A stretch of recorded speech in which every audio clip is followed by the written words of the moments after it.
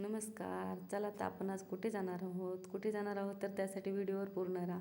इतकं छान वातावरण दाखवणार आहे मी तुम्हाला आणि माझ्या काही आठवणी पण मी तुमच्यासोबत शेअर करणार आहे. चला तर कुठं जायचं म्हणलं का पहिलं पेट्रोल पंपावर गाडीमध्ये पेट्रोल टाकून घेतलं.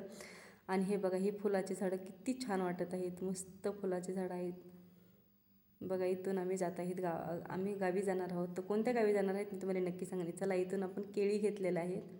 हो का, इथं केळी घेतले आणि पुढे निघालो. हो काय, ड्रॅगन फ्रूटचे झाडं किती छान आहेत बघा. खूप मस्त वातावरण झालेलं आहे बघा. हे किती हिरवंगार वातावरण आहे. चला बघा, हे गाव कोणतं आहे? कोदरी पाटी आहे. कोदरी पाटी म्हणजे अनिकेतचं गाव. ह्या पाटीवर इतके अनुभव बेकार झालेले आहेत ना.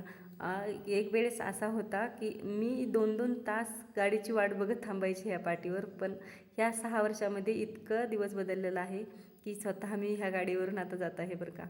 चला तर मग हे आहे महादेवाचं मंदिर. महादेवाचं मंदिराचे दर्शन मी तुम्हाला नक्की दुसऱ्या व्हिडिओमध्ये देईल बरं का. चला तर मग हे वातावरण बघा. स्वतःची वस्तू घ्यायची असते बरं का. काहीतरी झाल्याशिवाय म्हणजे जिद्द पकडायची कोणती तरी, आणि ते जिद्द कडे न्यायची ताकद पाहिजे आपल्यामध्ये. चला तर हे गाव पण असं आहे की माझा मुलगा 2-3 महिन्याचा होता का तेव्हापासून ह्या गावात मी दवाखान्यामध्ये घेऊन यायची माझ्या मुलाला. 2-2, 3-3 तास त्या पाटीवर थांबायचे आणि तिथून परत मग मी दवाखान्यामध्ये घेऊन यायचे. खूप संघर्ष बेकार असतो बरं का. चला तर बघा, हे इथून प्रत्येक वेळेस मला ह्या गावाला माझ्या गावी चालले का तर हे झाडं दिसले का नारळाचे तर कोकणातली आठवण येते बरं का. खूप छान झाडं आहेत. आणि परत इथं एक आठवण आहे बघा, उन्हाळ्यामधली, हे म्हणजे रसवंती. कधी पण जाताना किंवा येताना नक्की आम्ही इथं रस प्यायला थांबतो बरं का दरवेळेस.